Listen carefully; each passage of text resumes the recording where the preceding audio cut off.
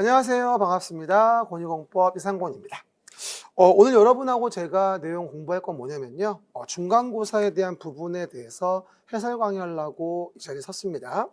일단 우리 메가랜드에서는 이제 진도 나간 거 반 정도에 대한 부분에 대해서요. 중간고사, 기말 나눠가지고요. 20문제씩 이제 서브로, 세미로 해서 모의고사 보게 되거든요. 이것도 굉장히 유용하니 여러분들이 보신 다음에 확인해 보셔서 체크하는 것도 중요한 내용이 되어지겠죠.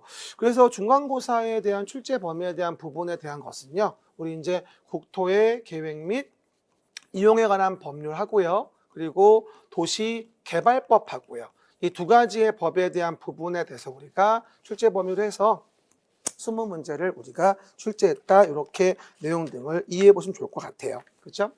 그럼 첫 번째 문제부터 이제 언급이 되어지는데요. 첫 번째 뭐가 나오냐면은 국토계획법령상 기반시설 등에 대한 설명이다라고 나와서 옳은 거라고 나와 있게 되거든요. 근데 우리가 이 부분 설명을 드릴 때 항상 얘기하죠. 국토의 계획 및 이용에 관한 법률을 얘기한다면 뭐부터 아셔야 되는 것입니다. 약간 그림책 잠깐 볼게요. 여러분이 뭐부터 알아야 되냐면요. 우리가 국토를 계획하자 이용을 규제하기 위해서 라는 법을 배운다고 해요. 이게 이제 12문제가 나오는 첫 번째 법이 되어지잖아요. 이렇게 보죠. 부동산 공법이라는 것은 부동산을 규제하려고 만든 법이고요. 우린 그 규제 내용이 뭔지를 알려고 배우는 법이거든요. 근데 이제 부동산 공법을 규제하려고 하는데 규제할 때 가장 많이 써먹는 수단이 뭐냐면 가장 많이 써먹는 수단이 바로 이와 같이 계획을 만들어서 규제를 가한다는 거예요. 그래서 국토를 계획하자 이용을 규제하기 위해서 이걸 정한 법이 국토의 계획 및 이용에 관한 법률이 되어지겠죠. 우리는 계속 1년 내내 뭘 배운다? 결론은 그 계획으로 무엇을 규제코자 하느냐라는 걸 배우기 위해서 부동산 공법을 배우는 거라고 봐도 무리가 없어요. 근데 한 가지 문제는 뭐냐면 도시라는 것은 워낙에 넓어서 국토라는 건 워낙에 넓어서 국토를 직접적으로 계획하는 게 사실 좀 어려워요. 그러다 보니까 국토를 이루는 기초 단위, 예를 들어 서울시라면 서울시라는 관할구역에 대해서 도시마다 도시의 계획을 만들어서 그 도시의 계획으로 그 도시에 대한 부동산을 규제하는 걸 얘기하는 거거든요. 그럼 실제는 우린 뭐가 되어지는 거예요? 국토를 직접 계획한다기보다는 도시를 단위로 해서 계획을 하고 도시를 단위로 계획으로 규제해서 우리가 통제를 해나가는 것을 얘기하는구나라고 이해하시면 돼요. 그럼 실제는 뭐다? 국토를 계획하는 걸 배우는 것이 아니라 도시를 단위로 계획하는 걸 배우는 거다. 이렇게 이해할 수 있겠죠. 그 계획으로 서울시란 도시에 대해서 서울시장이 도시를 계획하여서 규제를 가하고 그 규제에 의해 가지고 도로도 만들고 학교도 만들고 하는 거예요. 그렇죠? 토지 이용 규제도 가하고. 근데 만약에 그 도로에 대한 것들이 모이면 여러 개의 도시에 걸쳐져 있다면, 그렇죠? 걸쳐져 있다면 그렇게 여러 도시에 걸쳐져 있는 건 광역설이라고 하고요. 광역설을 체계적 정비하기 위해서 광역계획권을 정하면 거기에 만드는 계획을 우리는 뭐라 하냐면 광역도시 계획이라고 하죠. 그래서 매번 얘기하듯이 계획은 규제를 위해 만든 것이고 계획대로 규제하면 되는 것인데 항상 계획에 나오면 뭘 봐야 되냐면 그 계획을 어디에 만드는 것이고 어디에 만들어서 뭘 규제하는 것인가 이걸 인지하셔야지 뭘 배우는지를 알 수가 있어요. 그러면 광역도시계획은 광역시설 정비를 위해서 광역계획권 정해진 곳에 장기발전 모양 제시하는 걸 광역도시계획이라고 하는 거고 또 서울시라는 도시라는 관할구역에 대해서 만드는 계획은 뭐라 부른다? 도시계획이라 부르는 거죠. 그리고 도시계획은 두 가지가 있어서 도시의 스케치하고 밑그림 그리는 뭐가 된다? 도시 기본계획이 있고 거기에 맞춰서 실제적으로 도시를 관리하기 위해 규제하는 계획을 도시관리계획이라고 한다라고 얘기하는 거죠. 여러분이 뭐 제 수업을 듣건 다른 쌤 수업을 듣건 이 부분은 아마 2달 내내 배웠을 거예요. 그래서 보시는 바와 같이 이 내용을 가지고 국토계획법을 하나하나 내용을 진행해 볼 것입니다. 일단 기본적인 패턴을 좀 아시면 좋겠고요. 이건 이제 그림책이랑 교재인데 필요하신 분은 같이 보시면 되고요. 그러면 첫 번째 문제 봐볼게요. 일단 기반시설이라는 거는요. 서울시라는 도시에서 서울시장이 도시를 계획해가지고 정리하는 걸 얘기하는 건데 일단 봐요. 7가지 기반시설이 있어요. 기억나시죠? 교공, 유공, 방보한. 요거 제가 뭐 나올 때마다 설명을 드립니다. 아마 이런 말 하잖아요. 이렇게 서울시가 이렇게 있어요. 그렇죠? 그래서 우리가 서울시가 있어가지고 내용에서 보시는 바와 같이 이렇게 서울시란 도시에서 서울시장이 도시를 관리하기 위해서 계획을 만들어가지고 규제를 가하는 것 중에서 가장 대표적인 게 뭐다? 도로 등에 대한 부분에 기반시설이 있어요. 이런 기반시설을 설치하려면 설치 정비 개량을 위해서 도시관리 계획으로 계획하여 결정을 하게 돼요. 그러면 그 기반시설에 대한 설치를 위한 계획의 결정이 이루어지면 걔를 우리가 도시계획 시설이라고 얘기를 하는 거예요.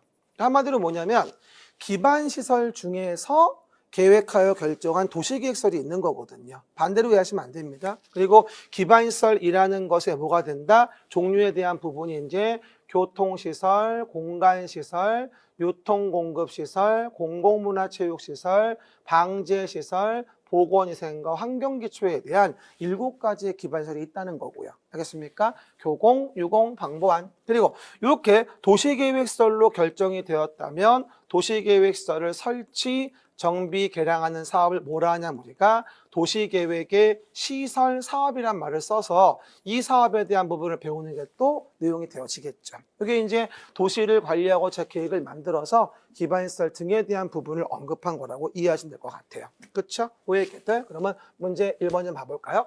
옳은 거를 물어보고 있어요. 첫 번째, 하수도는 보건위생시설이다. 폐차장은 교통시설이다. 봐봐요. 하수도는 환경기초시설이고요. 폐차장도 뭐가 된다? 환경기초시설입니다. 그래서 환경기초시설에 해당하는 부분이기 때문에 보건위생 교통시설로 많이 속이는 부분이에요. 오해하지 않도록 하셔야 되고요. 두 번째입니다. 기반시설이란 도시계획시설 중 도시관리계획으로 결정된 시설이다. 이거 완전 언어적 유의죠. 봐봐요. 기반시설 중에 도시계획시설이 있는 거예요. 그러니까 앞에가 뭐라고 나와야 돼요? 도시계획시설은 기반시설 중에 도시관리계획으로 결정된 시설이죠. 도시계획시설은 기반시설 중에 결정된 것이기 때문에 앞뒤가 바뀌었어요. 옛날에 한번 기출되었던 지문이기도 하죠. 뭐가 더 넓은 개념이에요? 기반시설 넓은 개념이고요. 기반시설 중에서 도시관리계획으로 계획하여 결정된 게 그게 도시계획시설이에요. 그러니까 도시계획시설은 기반시설 중 도시관리계획으로 결정된 시설이겠죠. 그 다음에 도시계획 시설사업이란 도시계획시설로 결정된 거를 설치, 정비, 개량하는 사업을 말하는 거니까 정답은 몇 번? 3번이 되어지겠죠. 기반시설, 도시계획시설, 도시계획시설 사업 순서별로 이해하시면 될 것 같아요. 그리고 도시계획사업은 도시관리계획으로 계획하여 하는 사업을 얘기하는 건데요. 우리가 도시개발사업, 정비사업이 있고 위에서 말한 도시계획 시설사업이 있는 거예요. 라고요? 도시계획의 시설사업이 있는 거지 공공주택지구 사업을 우리 법에 의한 도시계획사업으로 보진 않아요. 그렇습니다. 그 다음에 광역시설이라는 것은 기반시설 중 광역시에 설치하는 기반시설 이 말이 아니고요. 광역시에 설치하는 것만 광역시설이 아니라 광역적인 정비체계가 필요한 거죠. 광역적인 정비체계에 필요한 뭐하죠? 기반시설을 우리는 뭐라 한다? 광역시설이라고 하는 거죠. 이 언어적 유의죠. 그렇죠? 그래서 오해하지 말고 광역시에 설치하는 것만 광역시설을 의미하는 게 아니고요. 여러 도시에 걸려 있어서 광역적인 정비체계가 필요한 시설이라는 걸 뭐라 한다? 우리가 광역시설이라고 합니다. 되게 말장난 같지만 많이 물어보는 지문의 유형이니까 정답 3번 챙겨 놓으셔서 여러분들 확인해 보시면 돼요. 사실 그런 것 같아요. 공법이라는 게 처음에 이제 세팅하는 게 좀 어려운 거지 일반적 세팅만 되어주고 계획이 뭘 의미하는 건지 안다면 그게 뭐 어렵지 않게 맞출 수 있을 것 같아요. 그렇죠? 2번 봅시다. 광역도시 계획에 대한 부분을 물어보고 있네요. 라고요? 광역도시 계획 있습니다. 틀린 거라고 나오죠. 항상 설명하다시피 광역도시 계획은 어디에 만드냐면 광역계획권이 정해지게 되면 광역계획권의 장기발전 방향 제시하기 위해서 만드는 계획을 광역도시 계획이라고 합니다. 그렇죠? 결론적으로 광역도시 계획을 만드는 섹터는 뭐가 된다? 광역계획권에 만드는 거지 서울시라는 관할국에 만드는 게 아니에요. 여러 도시에 걸쳐서 광역적인 정비책이 필요한 기반설이 있다. 이런 광역설 정비를 위해서 광역계획권 정해지면 거기에 만드는 계획이 광역도시계획이에요. 틀린 거 답은 몇 번이냐면 1번일 수밖에 없어요. 왜냐하면 광역도시계획은 특별시, 광역시, 특별자치시, 특별자치도 시군의 관할구역에 대하여 장기발전망 제시하는 계획이 아니고 광역도시계획은 어디? 광역계획권에 만드는 계획을 얘기하는 거예요. 관할구역에 만드는 계획은 그냥 도시계획이죠. 아주 쉬운데 아마 지역적인 범주를 놓쳤으면 실수할 수도 있는 문제였어요. 그래서 항상 기억하셔야 돼요. 계획이 나오면 규제하는 거고 그리고 규제를 위한 계획은 어디에 만드는지를 아셔야지만이 무엇을 규제하는지 알 수가 있어요. 그래서 광역도시계획은 광역계획권이 정해져야지만 우리가 계획을 만드는 것이기 때문에 그 지역적인 범주를 이해하셔야 됩니다. 두 번째 봅시다. 광역도시계획을 만들 때 시도지사가 광역도시계획을 공동으로 수립하는 때에는 국토교통부 장관의 승인을 받는다. 맞죠? 시도가 만들었으면 국장 승인을 받는 거고요. 그 다음에 세 번째, 광역계획권이 같은 도에 있어요. 그럼 관할구역에 속한 경우일 땐 관할 시장 군수가 공동으로 광역도시 계획을 수립한다. 맞죠? 같은 도에 있다면 시장 군수가 도 안에 있는 거니까 광역도시 계획을 수립해 줘야 되겠죠. 그래서 맞는 질문 되어지고요. 네 번째, 광역도시 계획을 시도지사가 공동으로 수립을 한다. 그러면 계획을 수립할 때 서로 협의해 줘야 되겠죠. 근데 협의가 이루어지지 아니한다면 공동으로 누구에게? 시도니까 국토교통부 장관에게 조정을 신청할 수 있다. 조정 신청이죠. 단독으로도 조정 신청 가능하고요. 공동으로도 조정 신청 가능합니다. 그러니까 공동으로 조정을 신청할 수도 있겠죠. 그리고 광역도시계획에는 광역계획권에 대한 공간구조와 기능분담에 관한 사항 등 정책 방향이 포함되어야 하는 건 당연한 거고요. 우리 일반적으로 광역도시계획 문제는요, 거의 매년 한 개씩은 문제를 물어보는 부분이기 때문에 여러분들 내용 놓치지 않게 항상 계획 나오면 어디에다 만드는 것이 먼저 인식하고 거기서 뭘 규제하는지를 인식하시면 별로 어렵지 않게 내용 등을 챙길 수 있을 겁니다. 정답은 아까 3번이라고 설명드렸었죠. 됐고요. 정답은 1번이군요. 맞아? 1번에 대한 답으로 이해할 수 있겠고요. 그 다음에 내용의 3번 문제 본다라고 한다면 도시군 기본계획입니다. 도시군 기본계획과 관련된 설명이다. 내용 중에 뭐가 된다? 틀린 거를 물어보고 있죠. 봐요. 항상 이 부분 볼 때마다 얘기하는데요. 서울시라는 관할구역에 만드는 계획이 있어요. 아까 제가 한번 설명드린 바와 같이 서울시란 도시에 대해서 계획을 만들게 되는데요. 그 계획을 만드는 경우일 때 서울시라는 도시는 워낙에 큰 도시거든요. 서울시라는 관할구역에 대해서 우리가 도시에다가 계획을 만들어 규제를 가할 때 밑그림을 그리는 계획이 있잖아요. 그럼 밑그림을 그린다라고 하는 게 스케치하는 거예요. 그러면 그 도시에 대해서 스케치하는 계획이 종합계획으로 도시 기본계획이라고 하고 그 기본계획에 부합하게 실질적으로 도시를 관리하기 위해서 계획이라는 걸 만든다고 이해하시면 되거든요. 지금 3번 문제는 이거 얘기하는 거죠. 기본계획에 대한 부분, 밑그림 그리는 거. 이걸 배우겠다는 얘기예요. 그렇죠, 여러분? 그 얘기들 보시면 됩니다. 첫 번째, 도시군 기본계획의 수립 기준. 어느 법에 어디를 가나 계획의 수립 기준은 누가 정한다? 국토교통부 장관이 정해요. 우리 광역도시계획이 됐건, 도시기본계획이 됐건, 도시관리계획이 됐건, 지구단위계획이 됐건, 어쨌건 계획의 수립 기준은 국장이 정하거든요. 그리고 뭐가 된다? 도시군 기본계획의 수립은 특별시에 있다면 특별시장이 하겠죠. 수립 기준은 국장이 정하지만 두 번째 봅시다. 도시기본계획은 아무래도 스케치하는 계획이기 때문에 본 그림의 도시관리계획이 아니에요. 그러다 보니 도시기본계획은 복잡하지 않은 시군일 땐 수립하지 아니할 수 있는 경우도 있어요. 이게 참 잘 나오죠. 도시관리계획은 수립하지 않을 수 있는 경우가 없지만 도시 기본 계획은 수립하지 않을 수 있는 경우도 있단 말이죠. 이게 언제죠? 수도권에 속하지 아니하고 그다음 광역시와 경계를 같이 하지 아니하는 시군으로서 인구 뭐가 되죠? 아하, 10만 명 이하의 시군이죠. 그러면 도시기본계획은 수립하지 않을 수 있거든요. 5만 명이면 10만 명 이하니까 맞긴 맞는데 앞에가 틀린 거예요. 수도권에 속하지도 않고 광역시와 경계도 같이 하지 아니하는 시군을 얘기하기 때문에 정답은 2번이 되어지고요. 도시기본계획 나올 때 가장 오답 지문으로 많이 초이스하는 게 이 지문이에요, 사실은. 그래서 여러분 잘 좀 내용들 기억하시면 되겠고요.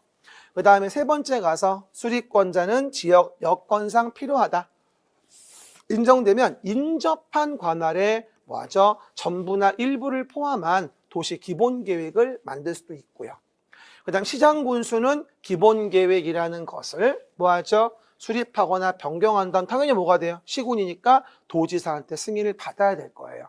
하지만 일반적으로 특별시장처럼 큰 도시는 도시기본계획을 만들었어도 따로 승인은 안 받아요. 큰 도시는. 다 컸으니까. 그러다 보니까 그냥 관계행정기관장과 협의해서 지방도시계획의 심의를 거쳐가지고 기본계획을 확정진다고 이해하시면 돼요. 작은 도시인 시군은 도에게 승인 받아야 되지만 큰 도시인 특별시, 광역시, 특별자치시, 특별자치도 이런 사람들은 뭐가 되죠? 따로 승인받지 않고 협의 심의에서 확정할 뿐이다. 이런 내용이죠. 기본계획 나올 때 어쨌든 가장 중요한 거 놓치지 말 거는 뭐다? 도시기본계획을 수립하지 아니할 수 있는 요건, 요걸 잘 봐주는 게 굉장히 중요하다. 정답은 2번이 되어지겠죠. 3번까지는 별로 틀린 거 없죠? 물어보지 않을게요. 그래서 네 번째 봅니다. 그럼 이제 도시관리계획이 나옵니다. 제가 매번 얘기하다시피 도시관리계획을 길게 얘기해주면 서울시라는 도시에서 서울시장이 도시를 관리하고자 계획을 만들어서 규제코자 하는 거, 이거에 대한 부분을 공부한다고 이해하시면 될 것 같아요. 그러면 도시관리계획 내용으로 틀린 거라고 나오죠. 첫 번째 봅시다. 용도지역, 용도지구. 한마디로 뭐예요? 토지 이용 규제를 위한 용도지역과 용도지구의 지정 변경에 관한 사항은 도시관리계획을 입안하여 결정해야 하죠. 당연히 매번 우리 그림책이 12페이지 봤던 도시관리계획으로 계획하여 규제코자 내용이 되어지겠죠. 그리고 도시관리계획은 우리 일반 국민에게 직접적으로 영향을 미치는 계획이기 때문에 이 계획을 이후로 주민은 뭐 할 수 있다? 이러한 계획 좀 만들어주세요라고 주민이 뭐 할 수 있어요? 제안할 수 있죠. 그림책에는 12페이지 있었고, 근데 주민의 입안 제안 사유가 뭐였어요? 기반시설, 지구단위계획, 산업유통개발진흥지구, 행위제한 대체와 입지 규제 최소구역 5가지에 대한 부분이었잖아요. 어떻게 였더라? 기지산에 올라 대입을 보고서 제안합니다. 이랬지. 하고 있어요? 시작. 기지산에 올라 대입을 보고서 제안합니다. 그래서 보시는 바와 같이 주민은 입지 규제 최소 구역에 대한 부분의 지정 변경을 한 계획에 도시군 관리 계획의 입안을 입안권자에게 제안할 수 있기 때문에 없다고 나오면 틀리죠. 이게 신설되고 나서 아직 한 번도 문제가 안 나왔어요. 관리계획 입안 제한 부분에서 입지 규제 최소 구역의 지정 변경 관련된 거에 주민의 입안 제한이 가능하다는 사실 한 번쯤은 물어봐야 되니까 꼭 기억하시기 바랍니다. 세 번째입니다. 시장군수가 입안한 지구단위 계획과 관련된 거. 지구단위 계획이 뭐였죠? 도시의 일부에 만드는 도시관리 계획이 지구단위 계획이에요. 그러면 시도지사나 대도시시장이 아니어도 광명시 같은 대도시가 아니어도 보다 그 일부에 만드는 지구단위 계획은 대도시가 아닌 시장군수도 직접 결정할 수 있게 해줘요. 참 잘 뜨는 질문이죠. 그래서 시장군수가 입안한 지구단위 계획구역의 지정 변경과 지구단위 계획의 수립 변경에 관한 도시군 관리 계획은 시장군수가 직접 결정하게 됩니다. 기억하셔야 되고요. 국가계획과 연계하여서 시가와 조정구역의 지정 변경이 필요하다. 그러면 도시군 관리 계획에 대해서 시가와 조정구역이 국가계획과 연계되어 있다면 국장이 결정을 하게 되고요. 너무 중요한 거 관리계획 결정에 뭐가 된다? 효력은 지형도면을 고시한 날. 지형도면 고시를 해야지만 우리가 내 토지에서 어떤 규제가 있는지 알 수 있거든요. 여기는 다음 날 나오면 안 된다는 거 알고 있죠? 여보 말이 뭐라고요? 지형도면 고시한 날. 시작. 지형도면 고시한 날 도시관리 효력을 발생한다. 제가 오늘 중간고사에 내드린 이 20문제는 완전 필수 엑기스예요. 이것만 제대로 여러분 반복해 봐도요, 웬만한 문제들에서 꽈락은 다면할 수 있습니다. 그렇죠? 아마 이번 중간고사하고 기말고사 중고 40문제 필수 기초문제 반드시 알 것만 모아놓은 거니까 그 40개만 잘 돌려도 아주 훌륭합니다. 그렇죠? 한번 해보세요. 정답은 2번이 되어지겠죠. 그 다음에 용도 지역증 봅시다. 뭐 너무나 쉬운 문제죠. 도시를 관리하기 위해서 우리가 토지 이용 규제를 위하여 서울시에 대해 서울시장이 토지마다의 용도를 정하잖아요. 그 용도 지역에 대한 분류와 관련된 부분이죠. 뭐 그림책으로 본다면 16페이지 내용이 있으니까 그림책 있는 분들은 활용해 보시고요. 한번 봐볼까요? 일단 전용 주거 지역이라고 돼 있어요. 2종 전용이라고 돼 있죠. 그러면 공동주택 중심의 양호한 주거환경 보호 맞죠? 전용 주거는 주거 유형, 주택의 유형 얘기하는 거거든요. 1종 전용은 단독주택 중심, 2종 전용은 공동주택 중심 되어지겠죠. 공업지역 중에서 일반 공업지역이 있어요. 일반 공업은 환경을 저해하지 아니하는 공업 배치. 이게 일반 공업이죠. 준공업에 경공업과 혼동하지 말고요. 나와 있는 밑에 준공업이란 뭐라고 나와요? 경공업 그 밖의 공업을 수용하되 주거상업 업무 기능의 보완이 필요한 걸 준공업이라고 하죠. 그리고 나서 네 번째 뭐 하죠? 생산관리지역이 있어요. 여러분 주의할 게 생산관리지역과 생산녹지지역을 굉장히 오해하시는 분이 많아요. 생산관리지역은 농림지역으로 지정하는 게 곤란하다. 그럼 농림지역으로 지정하는 건 곤란하니까 일단 관리해 주겠니? 라는 게 생산관리예요. 생산녹지는 농업적 생산을 위해서 개발을 유보하는 거고요. 그러다 보니까 주로 농업적 생산을 위하여 개발을 유보하기 위해 필요한 지역이 생산녹지지 자연녹지가 아니죠. 그래서 자연녹지와 생산녹지 혼동하지 마시고 생산녹지와 생산관리 혼동하지 마시고 머리 아프죠? 근데 이거는 정확하게 그림책 16페이지 보고 이거 확인해 줘야 돼요. 안 그러면 되게 헷갈려요. 그래서 우리가 농림지역으로 지정하여 관리는 곤란하다. 그러면 직접적으로 농림은 정하기 곤란하니까 일단은 관리해 주자. 그게 생산관리고. 농업적 생산을 위하여 개발을 유보하는 건 생산녹지지 자연녹지가 아니죠. 자연녹지는 뭐예요? 불가피한 경우에 하나여 제한적인 개발을 허용하는 걸 우리가 자연녹지라고 하는 것이고요. 용도지역 정의도 여러분이 쉽게 보고 되게 사소하게 보는데 이거 맞추기 생각보다 어려워요. 조심하시고 맞춰줍시다. 정답은 5번. 6번입니다. 용도지역별 용적률의 범위를 물어보고 있는데요. 거의 매년 나오는 아이템이죠. 그래서 매번 설명드리는 거 용적률 범위로 틀린 거라고 나와 있겠죠. 그래서 우리가 그림책에 나와 있듯이 건폐 용적률의 수치를 기억해서 꼭 외워줘야 됩니다. 매번 얘기하는 거. 건폐율은 뭐였어요?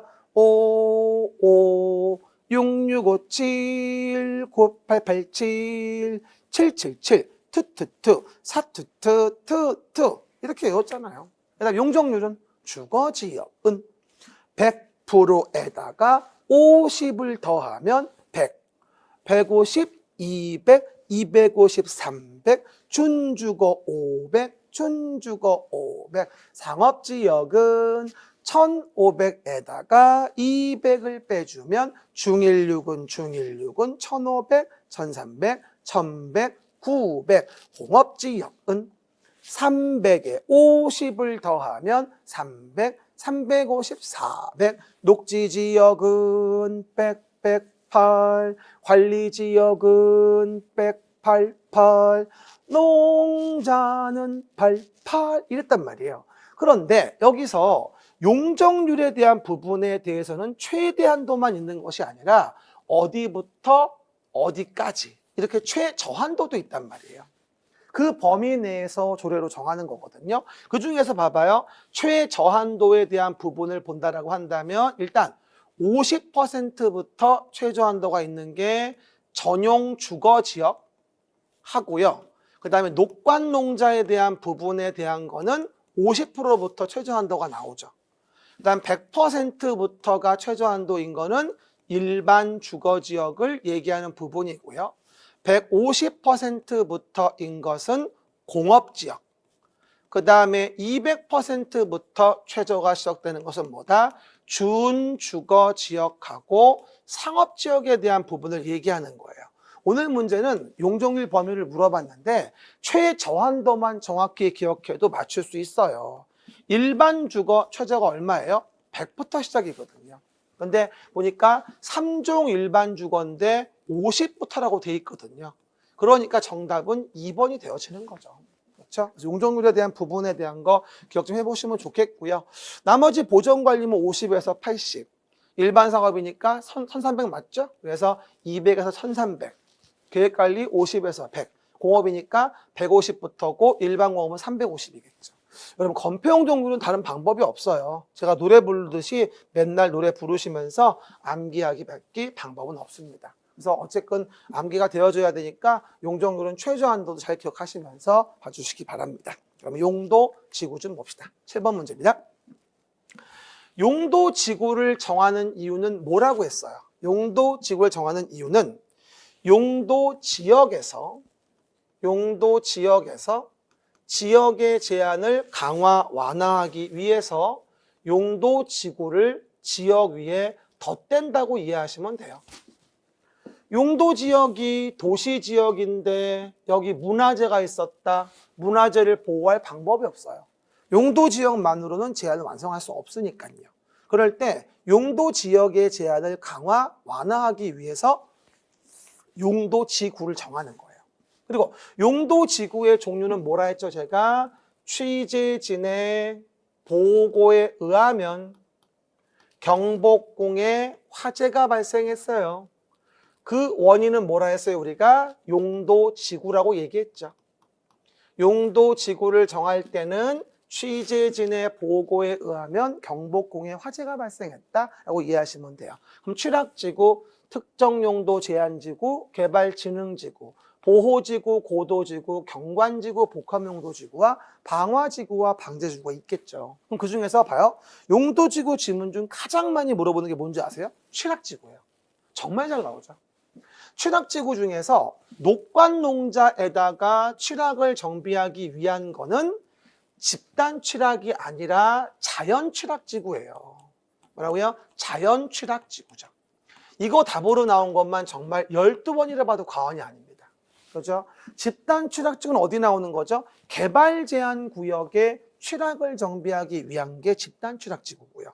계집은 개특법 기억나시죠? 개발 제한 구역, 집단 취락지구, 개특법 이랬잖아요. 그래서 녹관농자의 취락을 정비하기 위한 건 집단 취락이 아니라 자연 취락이구나라고 해서 정답은 7번에 1번이 되어지는 거예요.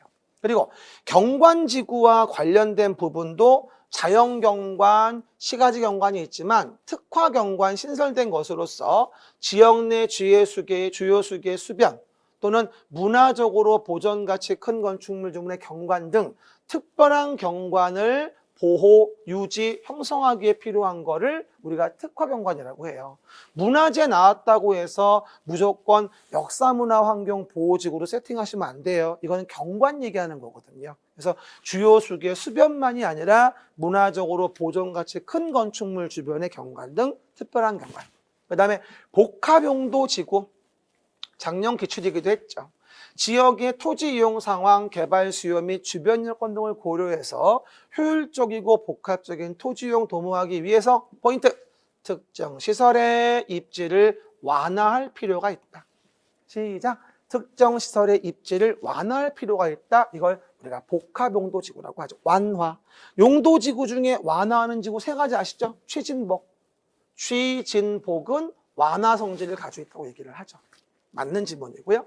고도지구는 쾌적한 환경 조성, 토지의 효율적 이용을 위하여 건축물 높이 무엇을? 최고한도를 규제할 필요가 있다. 최고한도. 고도지구는 최저한도의 규제와는 아무런 관련이 없어요. 그 다음에 특정용도 제한지구입니다. 특정용도 제한지구는 주거, 교육환경 보호, 청소년 보호라는 걸 위해서 목적으로 오염물질 배출시설, 청소년 유해시설 등 특정설 입지를 제한. 어떻게 보면은 복합용도지구는 완하고 이건 제한하는 거고. 그렇죠? 성격에 대한 부분들 용어 정의하시면서 정리해 주세요. 그렇죠? 용도지구는 언제든지 한 문제씩은 물어볼 수 있다는 사실. 그렇죠? 그리고 여러분들 매번 얘기하듯이 뭐 중간고사를 보건 뭐 기말고사를 보건 월별 모의고사를 보건 간에 점수가 중요한 건 아니에요. 그러니까 너무 점수 뭐 몇 개 맞았네, 틀렸네 이러지 마시고 이걸 앞으로 더 안 틀리게 관리해줘야지 이런 차원을 검증한다 생각하시고 준비하셔야 돼요. 그렇죠? 뭐 점수 안 나왔다고 막 헤매고 댕기고 이러면 안 되고요. 그냥 연습하는 거니까 빵점 나와도 괜찮아요. 언제만 시험 잘 보면 되죠? 10월 28일 그날만 시험 잘 보면 돼요. 그렇죠? 염려하지 마시고 답은 1번이죠. 8번 봅시다.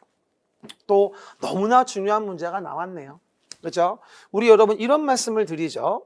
용도 지역이라는 것이 정해졌다.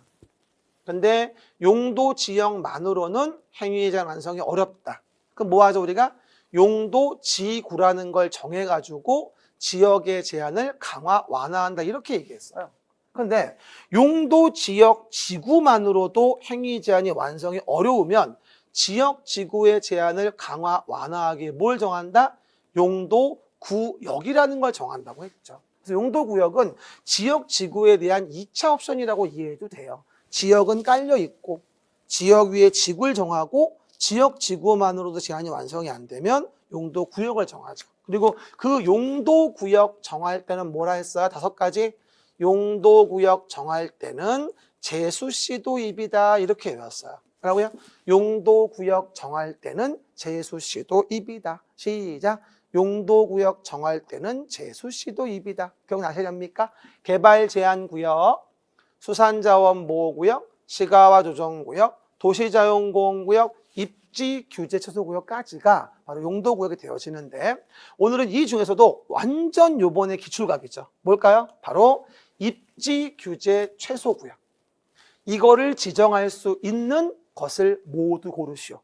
입지 규제 최소 구역의 지정 대상이 좀 개정 신설된 게 있어요. 제가 오늘 그걸 물어본 거야, 사실은요. 그렇죠? 그러면 국토계획법령상 도시군 관리계획 결정권자는 도시지역에서 창의적 지역개발, 이 필요한 다음의 지역에 입지 규제 최소 구역 정할 수 있다. 옳은 것을 모두 고른 거라고 나와 있죠.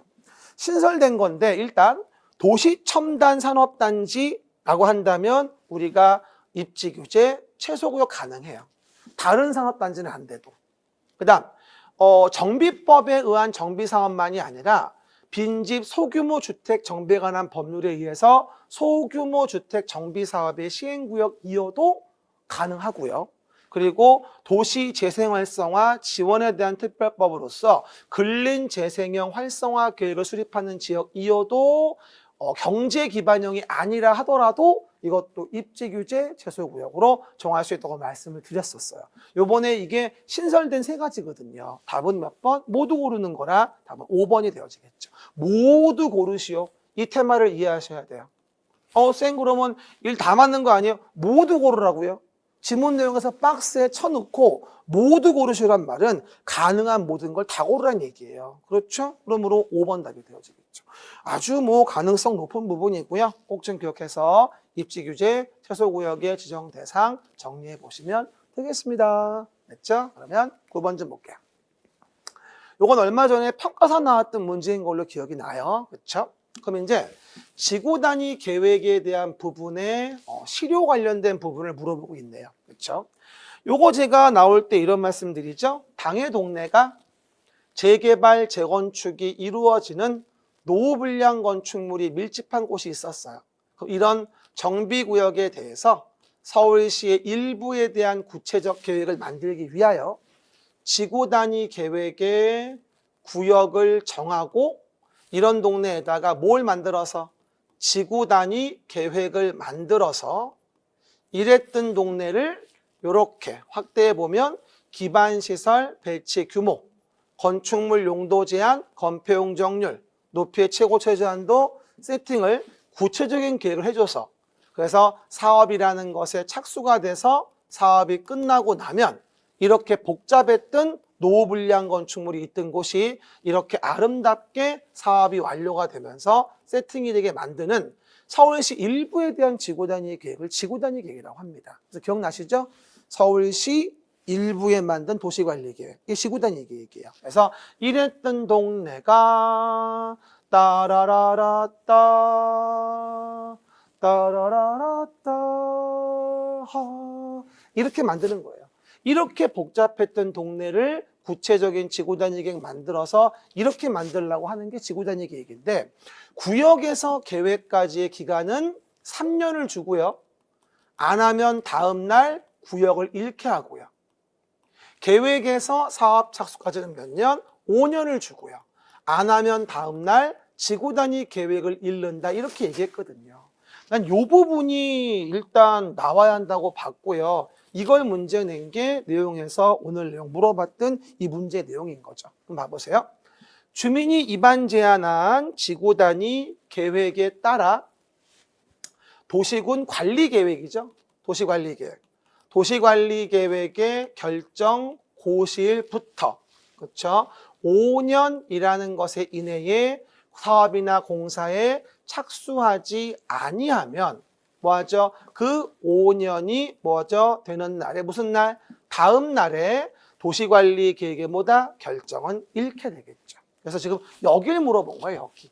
그러면 뭐다? 기획반에 대한 내용은 도시관리계획이 되어져야 하고 내용은 5년이 되어져야 하는 거니까 내용에서 4번 답이 되어지겠죠. 뭐 5년이 아닌 나머지는 어차피 다 틀린 거니까 말도 안 되는 거고요. 그리고 앞의 내용은 뭐다? 앞부분은 광역도시계획 아니고 도시기본계획 아니고 정답은 4번이 되어지겠죠. 그래서 얼마 전에 평가사 기출되었던 문제를 좀 고쳐 출제해 봤어요. 그래서 이 부분에 지구단위 계획 자체 실효에 대한 부분들 정리해서 보시면 되겠죠. 넘어가시면 이제 10번 문제가 되어집니다. 너무 중요한 또 문제가 나오죠. 공동구. 와, 이거 완전 중요해요. 그죠? 국토계획법령상 기반시설 중에서 기반시설 종류는 왜 교공유공 방부안이 있잖아요. 그 중에서 공동구는 유통공급시설이에요.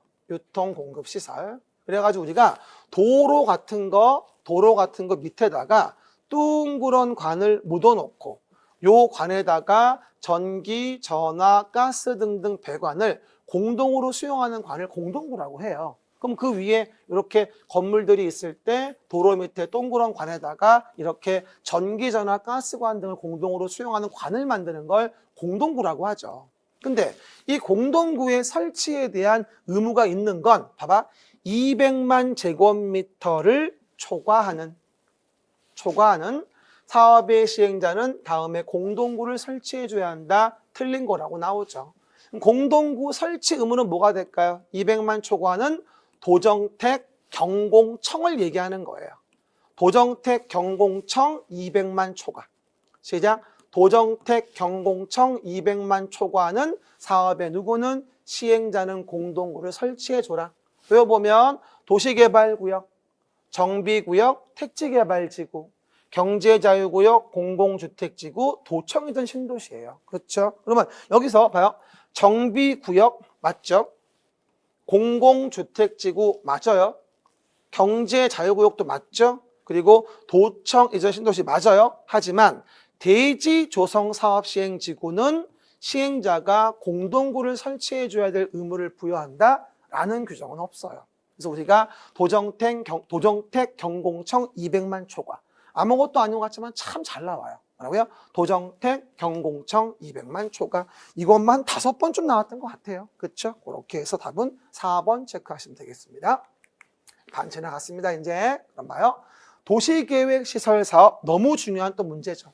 언제나 나오는 문제예요. 이 사업이 얼렁얼렁 시행돼야 되는데 장기 미집행됐을 때 소유자 권리를 어떻게 보호할 건가? 그 보호책에 대한 부분으로서 매수 청구를 할 수 있는데 매수 청구와 관련된 것 중 틀린 것이 뭐냐라는 걸 물어보는 것이 되어지겠죠. 우리가 이 부분에 대해 설명할 때 이런 말씀을 드리게 되죠. 봐보세요. 일단 도시계획의 시설사업을 시행한다고 하죠. 이렇게 서울시란 도시가 있어요. 서울시란 도시의 서울시장이 도시를 관리하고자 계획을 만들어요. 그럼 도로 등에 대한 부분의 기반시설이라는 것을 도시관리계획으로 계획하여 결정하면 이게 뭐다? 도시계획시설이 되어지고 그 시설을 설치, 정비, 개량하기 위해서 하는 사업을 우린 도시계획시설사업이라는 말을 쓰게 됩니다. 그러면 이 사업을 진행할 때 요 A란 자의 토지를 뺏어다가 요 도로 등을 만드는 사업을 시행해 줘야 되는데 시간이 사업한다고 결정고시를 해놓고 몇 년? 10년이 지나도록 아무것도 안 하고 있어요. 게다가 요 A란 자의 토지의 지목은 대지예요. 그러면 겁나게 규제를 많이 받고 있는 거죠. 이런 경우에 1999년인가요? 장기 미집행으로 너무 A에 대한 권리의 규제가 심하다. 아무것도 이용 못하게 하면서 사업도 안 하고 있는 것은. 그래서 우리가 이런 경우일 때 소유자 A가 특별시장 등에게 니네 사업 관심 없으니까 내 토지, 건물, 정착물 사가 이런 식으로 매수를 청구할 수 있게 조문을 만들어주게 돼요. 이게 뭐냐면 매수 청구 제도예요. 뭐라고 외웠죠? 우리가 열대치고 매수 청구하면 시작.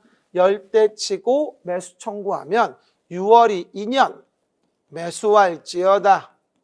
시작. 열대치고 매수 청구하면 6월이 2년 매수할지어다. 6개월 이내에 매수를 할지 말지를 알려줘야 되고요. 그 다음에 2년 내에 뭐가 된다? 매수하게 됐다면 매수해 주어야 맞는 것이겠죠. 그렇죠? 하지만 매수해 주지 만약에 않았다고 한다면 이럴 땐 허가받아 3층 이하 단독이나 1, 2종 근생설의 일부를 설치할 수 있다라고 설명을 드리게 되죠. 2종 근생 중에 주마 연생은 안 되는 거니까. 그렇죠? 그런 내용들 보시면 되겠죠. 그리고 여기서 매수해 줄 때요.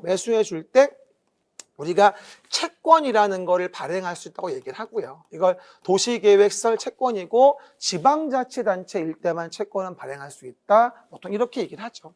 열대치고 매수 청구하면 6월이 2년 매수할지어다. 알려주는 건 6개월, 매수한다고 했으면 2년 내 매수해줘야 하는 것이고요. 이게 바로 뭐다? 매수 청구제 봅니다. 문제 봅시다. 1번. 도시계획의 시설 결정 고시일로부터 뭐라고 나와요?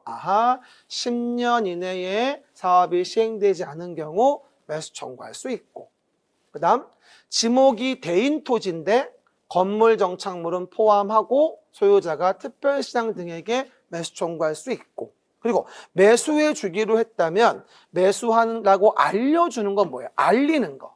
알려야 하는 건 뭐다? 6개월 이내에 매수 여부를 알려라. 6개월 이내에. 그렇죠? 그래서 우리가 답은 3번이 되어져요. 그렇죠? 2년 내에 매수 여부를 결정하여 알려하는 게 아니라 알려주는 건 6개월이죠. 알려주고 나면 2년 내에 매수해줘야 하는 것이고. 참 사소하지만 틀리기 쉽죠. 답은 3번이고요. 네 번째. 매수 의무자는 매수 청구를 받은 토지를 매수할 때에는 현금으로 그 대금을 지급하나 토지 소유자가 원하는 경우 등이라고 한다면 매수 의무자가 누구일 때? 지방자치단체일 때만큼은 채권을 발행해서 매수자금을 지급할 수 있거든요. 그렇죠? 이걸 도시계획 시설채권이라고 하고요. 그다음 매수하지 아니하기로 만약에 결정한 경우라 한다면 매수 청구한 소유자는 단독주택 같은 거 있죠? 이런 거 3층 이하라고 한다면 허가받아서 설치할 수 있거든요. 3층 이하로 정말 단독주택 중 단독, 그리고 1종 근린생활설과 2종 근린생활설을 허가받아 설치할 수 있다. 2종 근생 중 주마 연생은 안 된다고 했고요. 이게 이제 항상 물어보는 매수 청구제예요. 진짜 이 도시계획시설 사업 장기 미집행 매수 청구는요, 안 나온 적이 한 번도 없어요. 22년 동안. 그렇죠? 아마 돌아오는 우리 34회 시험도 분명히 또 나올 거기 때문에 잘 확인해 줘야 될 것입니다. 그래서 우리가 매수 청구 확인해 줬고요. 그 다음에 개발행위 허가와 관련된 걸 봐봅시다. 개발행위 허가 시작. 개발행위 허가입니다. 개발행위 허가는 매번 제가 얘기했다시피 개념부터 좀 아셔야 한다고 설명을 드렸죠. 봐보세요. 개발행위 허가에 대한 부분은 항상 얘기하다시피 이걸 이해하셔야 돼요. 일단 이렇게 서울시란 도시가 있어요. 그럼 서울시란 도시에서 도시관리계획이라는 걸로 계획을 해서 하는 사업이 있죠. 그럼 도시관리계획으로 계획하여 하는 사업을 우리는 뭐라 하냐면 도시계획사업이라고 해요. 그러면 이와 같은 도시계획사업은 뭐가 있어요? 첫 번째가 도시계획의 시설 설치를 위한 사업이 있고, 신도시 만드는 도시개발 사업이 있고, 노후불량 건축물 개량을 위한 정비 사업이 있어요. 이렇게 도시계획 사업으로 하는 개발행위라고 한다면 다 계획이 이루어져서 규제 가하는 거라 난개발이 안 되지만, 이런 도시계획 사업에 의하지 아니하고 이루어지는 개발행위에 대한 부분은 이것은 도시계획 사업이 아니기 때문에 껌껌이 따로 허가를 받아서 난개발을 방지하게 시킬 수밖에 없거든요. 그렇죠? 그래서 한마디로 개발행위라고 하는 것은 도시계획 사업으로 하는 개발행위일 수도 있고, 도시계획 사업에 의하지 않은 개발행위일 수도 있는데, 도시계획 사업에 의해서 건물을 짓는다? 이건 허가사항이 아니에요. 계획대로 하니까 난개발이 안 생기거든요. 하지만 도시계획 사업에 의하지 않고 하는 개발행위에 대해선 도로가 좁아지고 나무도 안 심고 환경에 위해를 줘도 이 개발행위 하는 갑은 관심이 없어요. 자기의 개발 이익만 관심이 있지. 그래서 도시계획 사업에 의하지 않고 하는 행위에 대해서는 난개발 방지를 위해 뭘 받게 한다? 우리가 허가를 받으세요라고 하는 거예요. 그리고 그 허가에 대한 기준을 제시하기 위해서 지구단위 계획 동생뻘인 성장관리 계획을 만들어서 기준을 제시하라고 했고, 그리고 기반시설 설치와 관련된 걸 강요하기 위해서 개발밀도관리구역과 기반시설 부담구역을 정한다고 설명을 드린 거예요. 우리가 개기면 안 되니까 중복하면 안 된다고 했고, 개발밀도관리구역과 기반시설 부담구역 중복시키는 건 너무 가혹하죠. 개기면 안 됩니다. 그래서 이렇게 개기면 안 된다 얘기했었죠. 그래서 우리가 개발행위 허가에 대한 부분의 내용을 보시면 되고, 그리고 개발행위 허가를 받는 건 어떤 사항인 거다? 뭐 건축물 건축, 공작물 설치, 토지영질 변경과 토석 채취, 그다음에 토지 분할과 물건 적치에 대한 부분에 대해서 개발행위 허가를 받는다라고 설명을 드렸죠. 이게 이제 개발행위 허가의 일반적인 메커니즘이 되어집니다. 요즘에 이 성장관리 계획은 정말 잘 나와요. 개발행위 허가에 대한 기준을 제시한 내용으로서 완전 중요하니까 꼭 좀 내용들 정리해 주셔야 하겠습니다. 됐죠? 자, 그러면 12번 문제 좀 봐볼게요. 개발행위 허가 대상에 대한 부분인 거죠. 대상인 것은이라고 나와 있습니다. 그래서 물어보면 첫 번째, 도시계획 사업에 따른 건축물 건축이라고 되어 있는데, 개발행위 허가는 도시계획 사업에 의하지 않은 행위에 대해서 허가받게 하는 거거든요. 그래서 도시계획 사업에 의한 경우라면 허가 안 받는 거고요. 그 다음에 경작을 위한 토지영질 변경이라고 한다면 기본적으로 원래는 지목의 변경을 수반한다면 허가를 받긴 해야 돼요. 하지만 전답사이라고 한다면 허가를 안 받아요. 설명드렸죠 아까. 그래서 X가 되어지고요. 그리고 변경한다면 원래 허가 받는 거지만 사업기간을 단축한다거나 면적을 5%만 축소하는 경우라고 한다면 이런 경우는 뭐다? 허가를 안 받는 것이기 때문에 허가 대상이 아니에요. 그리고 나서 토지 일부를 국유지 또는 공유지로 하거나 공공소유로 사용하기 위한 토지 분할도 공공의 플러스가 되는 부분이기 때문에 허가받게 할 이유가 없어요. 하지만 건축물이 없는 대지에서 건축법령상 대지의 분할 제한 면적 미만으로 토지를 분할하는 경우라고 한다면, 다른 어떤 특례 등이 있는 경우가 아니라고 한다면 이거는 허가를 받아줘야 되죠. 토지 분할은 작게 분할하는 게 허가받는 것이지 이상으로 분할은 허가받는 게 아니거든요. 토지 분할은 작게 자르는 게 난개발이에요. 그래서 우리가 건축물 없는 대지에서 건축법령상 대지 분할 제한 면적의 미만으로 토지를 분할한다고 한다면 개발행위 뭐다? 허가를 받아야 한다라고 해서 정답은 4번으로 볼 수 있다고 이해할 수 있겠죠. 그래서 정답은 4번이고요. 13번입니다. 성장관리 계획의 구역을 지정할 때에는 다음 각호의 사항 중 성장관리계획구역의 지정 목적을 이루는 데 필요한 사항을 포함하여 성장관리계획이라는 것을 수립하여야 한다라고요. 성장관리계획을 수립해야 한다고 합니다. 이럴 때 틀린 것은 이라고 나오게 되겠죠. 그래요? 성장관리계획 내용을 얘기하는 건데 일단 기반시설 배치와 규모에 대한 부분 들어가죠. 그죠? 그 다음에 건축물 용도 제한 들어가고요. 건폐 용적률, 그 다음에 환경관리 경관계획 들어갑니다. 하지만 성장관리 계획에는 건축선 관련된 부분은 내용으로 하지 않거든요. 정답은 2번으로 볼 수 있겠네요. 뭐라고요? 건축선 관련된 부분은 내용에 대한 부분을 성장관리 계획 하지 않는다. 지구단위 계획의 내용과 혼동하시면 안 되겠죠. 그래서 건축성 관련된 건 성장관리계획 내용일 수가 없다라는 부분들 기억하시면 좋겠어요. 정답은 2번이라고 보시면 되겠고요.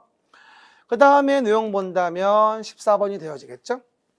일단 기반시설 부담구역을 물어보고 있네요.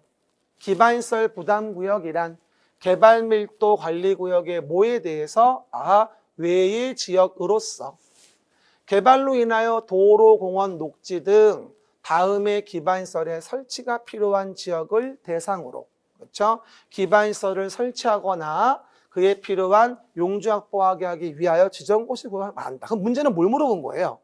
기반시설 부담구역에서 어떠한 기반시설을 돈 걷어 설치하나 이 얘기잖아요.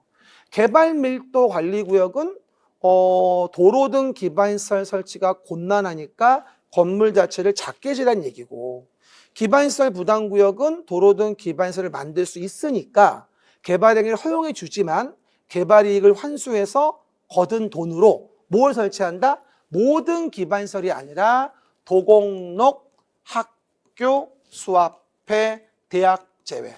시작. 도공록, 학교, 수합회, 대학 제외. 이렇게 해서 우리가 뭐가 된다? 총 7가지의 기반시설을 얘기를 해요. 그럴 때 학교 중에서 고등교육법의 학교, 대학이라는 거는 뭐하죠? 제외한다고 했어요. 대학까지 돈 걷어 설치하기엔 너무 가혹하죠. 개발이 얼마 먹었다고. 그리고 주의할 거, 도로 중에 진입도로는 포함한다고 했고요. 수도하고 하수도에 대한 부분은 연결수도와 연결하수도 포함한다고 얘기했어요. 알겠습니까? 제외하는 건 고등교육법의 학교뿐이거든, 대학이요. 봐요. 옳은 거라고 일단 나와 있네요. 폐기물 처리 및 재활용 시설이 있고요. 그러면 옳은 거. 첫 번째, 도로라고 나와 있는데 진입도로 제외 틀렸죠. 철도는 아예 기반시설 부담구역 내 설치하는 기반시설이 아니고요.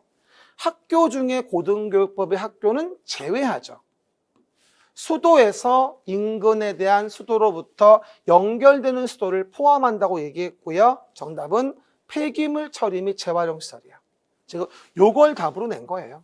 어때요? 안 쉽죠? 그러니까 도공록, 학교, 수합회, 대학제만 외워가지고 얼렁뚱땅 본다면 다 틀려요. 도공록, 학교, 수합회, 대학 제외라고 내용들을 이해해 보시면 되겠습니다. 정답은 몇 번? 5번이라고 이해해 볼 수 있겠고요. 그 다음에 이제 도시개발법 문제 몇 개만 풀어볼게요. 됐습니다. 도시개발 사업을 시행하자라고 얘기를 합니다. 그럼 봐요. 도시개발 사업과 관련된 부분에 대한 건 제가 매번 설명을 드리죠. 잠깐만 그림책 좀 봐볼까요? 봐보세요. 우리가 기본적으로 본다면 도시관리계획으로 계획해서 시작. 도시관리계획으로 계획해서 규제를 가할 때 이와 같은 도시계획 사업을 한다고 얘기를 해요. 뭐라 한다? 도시계획 사업을 하죠. 그럼 도시계획 사업을 할 때 도시계획 시설 사업은 아까 배웠고요. 오늘 신도시 만드는 도시개발법이란 법을 보게 돼요. 신도시 만드는 도시개발법을 봐보자. 그러면 새로운 단지와 시가지를 조성하기 위한 사업을 진행하는 거고 도시개발 사업을 시행하는 경우에는 뒤에 가면 나오지만 개발 계획을 만들어서 도시 개발을 위한 구역을 정해가지고 새로운 단지, 시가지를 만드는 신도시를 만드는 사업을 한다는 거예요. 이 도시개발 사업에 대한 부분은 따로 도시개발법이 있어서 다른 법에 따로 규정이 돼 있고요. 됐습니까? 따로 다른 법에 규정이 돼 있고요. 이렇게 하시면 되죠. 이 개발법이 이제 6문제가 나오는 부분이 되어지거든요. 그렇죠? 개발 사업을 공부하는 건데요. 일단 순서적으로 개발 계획을 만들어 구역을 정하는 게 맞지만, 그죠? 신속한 사업을 위해서 복잡하지 않은 곳은 구역을 먼저 정한 다음에 나중에 계획을 만들 수가 있어요. 그렇죠? 요거 첫 번째 나오는 많은 중요한 지문이겠죠. 그 문제가 지금 요 문제예요. 그러면 개발 계획을 공모하거나 다음에 지역에 도시개발 구역을 지정할 때에는 도시개발 구역을 지정한 후 개발 계획이라는 거를 수립할 수 있다. 시작. 도시개발 구역을 지정한 후에 개발 계획을 수립할 수 있다. 이에 대한 부분 중 틀린 거라고 나오죠. 첫 번째, 녹관농장. 도시 외의 지역, 녹관농자와 도시 외의 지역, 즉 자연 녹지, 생산 녹지 30% 이하, 그리고 도시 외의 지역의 관농자 지역은 복잡하지 않으니까 구역을 먼저 정한 다음에 계획을 만들 수 있어요. 그 다음에 국토교통부 장관이 국가 균형 발전을 위하여 관계 중앙행정기관장과 협의하여서 개발구역 정한다면 국장의 권한에 의한 지정이니까 구역을 먼저 정한 다음에 계획을 만들 수 있고요. 주의할 거, 아무리 주상공 지역이라고 하더라도 주상공의 면적의 합계가 전체 면적의 얼마 30% 이하가 된다라고 한다면 구역을 먼저 정한 다음에 계획을 만들 수 있는데 주상공의 면적이 보시는 바와 같이 30% 이하가 아니라고 한다면 구역을 먼저 정해서 계획을 만들기는 곤란합니다. 그렇죠? 그래서 항상 도시개발구역 나올 때 구역을 정한 다음에 나중에 개발 계획을 만들 수 있는 동네에 대한 부분 답은 이 5번으로 많이 물어봐요. 그렇죠? 주상공이 전체 면적의 30% 이하라면 아무리 주상공이어도 뭐다? 구역을 정한 다음에 계획을 만들 수 있다. 아, 그렇구나. 다 했어요, 이제? 그렇게 이해하시면 되고요. 그 다음에 요거 나올 때 아주 중요한 거. 언제나 우리 나오는 부분입니다. 도시개발법 나올 때 항상 물어보는 거. 국토교통부 장관이 도시개발구역을 지정할 수 있는 사유. 틀린 거. 작년도에도 기출됐고요. 도시개발법은 정말 중요해요. 일단 봐봐요. 이 지정권자가 누구냐는 너무너무 중요한데요. 도시개발 사업을 진행하자. 그럼 도시개발 사업을 위해서 요 서울시라는 동 안에다가 이런 식으로 도시개발 구역을 정할 때 이 도시개발 구역을 정해서 강서 마곡지구에서 개발 사업 등을 시행한다면 개발 구역을 정하는 경우일 때 지정권자가 누구겠습니까? 이걸 하는 거죠.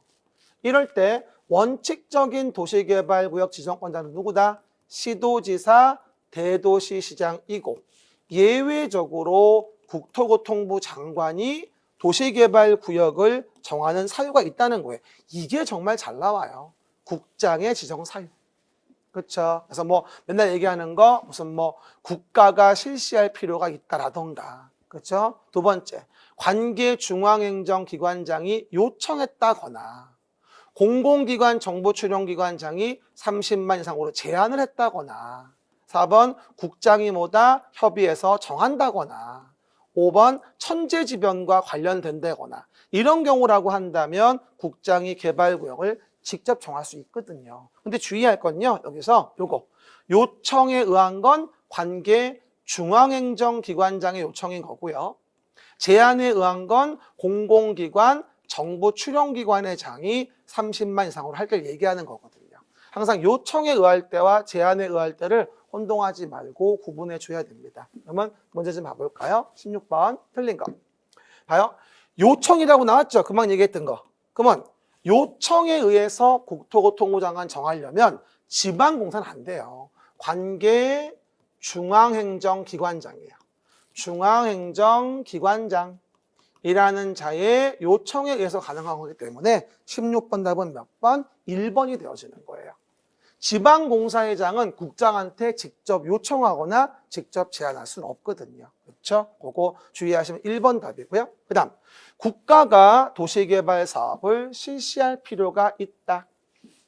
일대와 세 번째, 공공기관의 장이 30만 제곱미터 이상으로서 국가계획과 밀접한 관련이 있는 도시개발구역 지정을 키워드 제한하는 경우. 제한일 땐 공공기관의 장, 정부 출용기관 장이 30만 이상이 되겠죠. 뭐 기억하시고. 그 다음 둘 이상 걸치는 경우로서 시도 대도시의 시장에 협의가 성립되지 아니하는 경우일 때, 그리고 천재지변 그 밖의 사유로 인하여 도시개발 사업을 긴급히 할 필요가 있을 때, 이런 경우라면 국장이 직접 정하고요. 정말 잘 나와요. 도시개발법에서 국토교통부 장관의 도시개발구역의 지정사유를 모른다는 거는 거의 죄 짓는 정도의 레벨이 되어져요. 꼭 좀 국장의 개발구역 지정사유는 기억해 줍니다. 특히나 요청에 의했을 때의 앞에 주어하고 제안에 의했을 때 앞에 주어가 뭔지를 잘 구분해 보시는 게 이 문제를 푸는 키워드가 될 수 있다는 겁니다. 17번 봅시다. 그럼 이제 시행자가 나오네요. 시행자, 도시개발 조합을 물어봅니다. 봐요. 아까 우리가 설명드린 바와 같이 요 사진 한 장 보여드릴까요? 봐보세요. 도시개발 사업이라는 걸 우리가 시행한다라고 한다면 사실은 새로운 단지와 시가지를 만드는 거라고 설명을 드리게 돼요. 그러면 새로운 단지와 시가지를 만들기 위해서 도시개발 사업이라는 게 이루어지게 되는데, 이게 대표적인 개발사업 시행부지 모습이거든요. 그럼 이렇게 토지구획을 정리해서 새로운 단지와 시가지를 만들어줘요. 그래서 지금 보시는 바와 같이 뭐 개발 계획을 만들었고 여기다가 도시개발구역이라는 거를 우리가 정했단 말이에요. 그러면 개발구역 계획을 만들고 구역을 정해서 여기다가 새로운 주거단지나 산업단지를 만들려고 하는 거죠. 이렇게 개발구역 정했으면 그 다음 단계가 뭐냐면 시행자가 나는 사업을 이렇게 할 거예요 라고 뭘 만들죠? 실시계획이라는 걸 만들게 돼요. 시행자가 실시계획을 만든다. 근데 그 시행자와 관련된 것 중에서 우리가 조합이라는 부분이 나오게 되는데, 이 조합에 대한 부분이 정말 개발 사업에서 정말 빠지지 않고 문제가 나오는 아주 중요한 부분이거든요. 이 부분들, 내용들 정리해 보시면 되겠습니다. 그래서 개발 계획을 만들어 도시개발구역 정했다면 시행자 누군지 보고 실시계획 만들어서 그 내용대로 사업을 시행하면 됩니다 라고 얘기하는 거예요. 그렇죠? 그 얘기. 그러면 조합 관련된 문제 확인해 봅시다. 설명으로 뭐다? 틀린 거 다 했어요. 네 문제 남았습니다. 첫 번째 봅시다. 조합을 설립하려면 일단 도시개발구역의 토지 소유자 7명 이상이 정관을 작성하여 누구에게? 지정권자에게 조합 설립의 인가를 받아야 돼요. 지정권자에게. 그리고 조합 설립의 인가를 신청코자 할 때에는 그 동의가 해당 도시개발구역 토지 면적의 3분의 2 이상 해당하는 토지 소유자와 그 구역의 소유자 총수 얼마? 2분의 1 이상에 대한 동의를 받아야 된다. 3분의 2, 2분의 1. 그리고 세 번째, 조합의 임원은 부정부패를 방지하기 위해서 같은 목적의 사업을 하는 다른 조합의 임원 직원을 겸할 수 없고요. 그 다음에 네 번째, 피성년 후견인, 비안정 후견인, 미성년자, 막가고 들막가고 들크고 파산 선고 받은 자로 복권되지 않은 자는 조합원이 될 수 없나요? 임원이 될 수 없나요? 이거 은근히 헷갈리죠. 임원이 될 수 없어요. 이거 정답만 4번 나왔던 것 같아요. 뭐라고요? 임원이 될 수 없다. 시작. 임원이 될 수 없다. 정답은 4번이 되어지고요. 그 다음, 의결권을 가진 조합원의 수가 뭐라고요? 의결권을 가진 조합원의 수가 200인인 경우라 한다면 총회 권한을 대행하게 하기 위해서 대의원회를 둘 수 있다. 개발법에 나오는 대의원회는 50인 이상이면 둘 수 있는 것이기 때문에 200인이면 50인 이상 됐거든요. 그러니까 대의원을 둘 수 있고 대의원의 의결로 총회 의결을 가름할 수 있는 거죠. 그래서 우리가 조합 나올 때 항상 많이 물어보는 지문들이에요. 그래서 뭐다? 4번에 대한 부분 임원의 결격이지 조합원의 결격이 아니라는 점이라고 이해해 보시면 되겠죠. 일단 18번 문제입니다. 토지 상환 채권에 대한 부분인 거죠. 토지 상환 채권. 이게 뭐냐면요. 개발 사업이라는 게 일단 이루어지잖아요. 개발 사업이 이루어지면 여기 사업의 부지에 있는 토지를 시행자가 강제적으로 취득을 해요. 그리고 수용해서 사업을 시행하고 만들어진 토지를 공급하는 방법으로 가는 게 일반적인 수용 방식에 대한 사업이거든요. 그런데 수용 방식으로 사업을 하려면 필연적으로 뭐냐면요. 보상금이라는 걸 먼저 줘야 되거든요. 사전 현금 보상주의로. 그런데 땅값이 비싸가지고 현금을 다 주기는 어려운 경우들이 많이 있어요. 이런 경우일 때 보상에 대한 부분에 대해서 돈 주기 힘드니까 야, 소유자야 너 원하냐? 원하면 내가 나중에 사업 끝난 다음에 분양토지와 건축물로 상환하여 주는 토지 상환 채권을 발행해서 보상금의 지급을 가름할 수 있는 경우들이 있다는 거예요.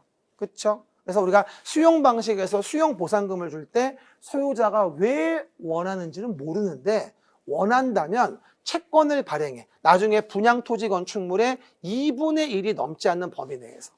그래서 현금 줄 걸 대신 채권 주고 보상 가름한 다음에 시행자 앞으로 소유권 넘겨오는 거거든요. 그럼 나중에 사업 끝나면 채권 가지고 오면 나중에 분양토지 건축물로 상환해 주는 거고요. 그렇죠? 이거는 소유권이 넘어가는 거야, 아예. 시행자한테. 환지하고는 달라요. 그렇죠? 그런 부분이 바로 토지 상환 채권인데 2분의 1을 넘지 말라 요 지문이 참 잘 나와요. 그렇죠? 3분의 1이 아니라 분양토지 건축물의 2분의 1을 넘지 마라. 너무 다 채권 주는 건 가혹하니까 그걸 얘기하는 거죠. 보시는 바와 같이 1번 토지 상환 채권으로 상환할 토지 건축물은 당해 도시개발 사업으로 조성되는 분양토지 건축물 면적의 얼마? 2분의 1을 초과하지 아니어야 하는 거지 3분의 1을 초과하면 아니 된다 이렇게는 안 나왔고요. 정말 잘 나오죠. 토지 상환 채권도 정말 몇 번 나왔는지 기억이 안 나요. 하도 많이 나와가지고. 그렇죠? 2분의 1을 초과하지 말아라. 두 번째입니다. 시행자는 토지 상환 채권을 뭐가 되죠? 발행하려면 발행 계획을 작성해서 당연히 지정권자가 아닌 시행자라면 지정권자 승인을 받아야 하고요. 토지 상환 채권의 이율은 발행 당시의 금융기관 예금금리, 부동산, 수급 상황을 고려해서 발행자가 그 이율을 정한다라고 얘기하는 겁니다. 이거를 기획재정부 장관이 이율을 정한다고 많이 속여요. 토지 상환 채권은 시행자 발행이기 때문에 이율은 그 발행자가 정합니다. 그렇죠? 그거 이해하시고. 네 번째, 토지 상환 채권을 이전하는 경우라 한다면 취득자는 성명과 주소를 토지 상환 채권 원부에 기재해 줄 것을 뭐다? 요청하여야 한다. 당연하죠. 시행자는 조성 토지를 공급할 때에는 뭐요?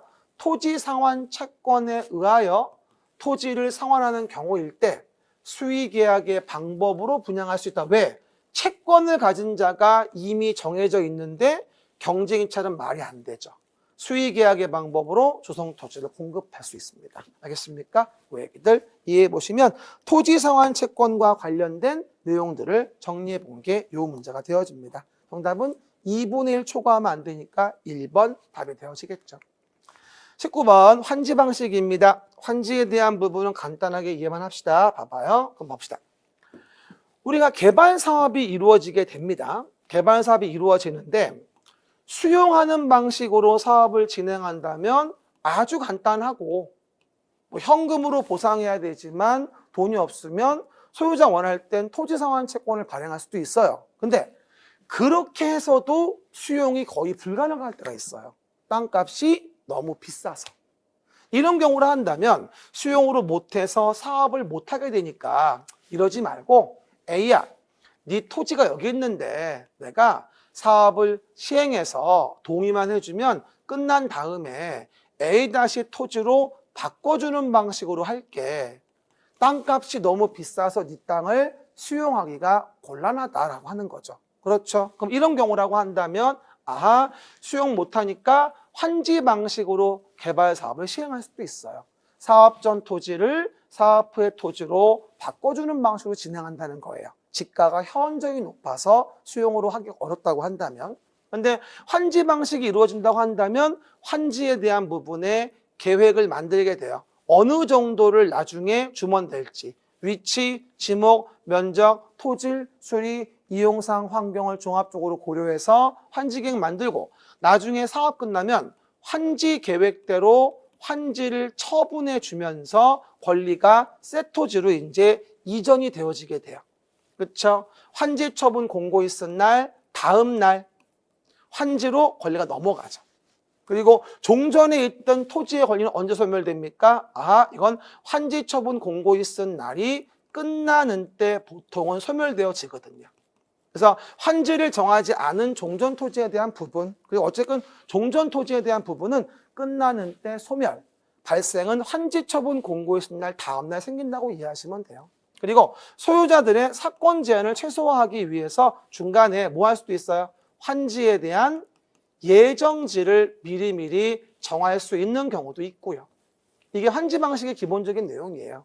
오늘 제가 중간고사 문제에서는요, 환지 계획의 내용이 뭐냐라는 걸 물어봤고요. 그리고 환지 처분에 대한 관련된 효과 관련된 부분, 권리의 발생과 권리의 소멸에 대한 부분들, 이런 것들 제가 간단히 정리해 봤어요. 그리고 여기서 사업이 끝난 다음에 금전 차익을 청산하게 되는데 이걸 청산금이라고 하죠.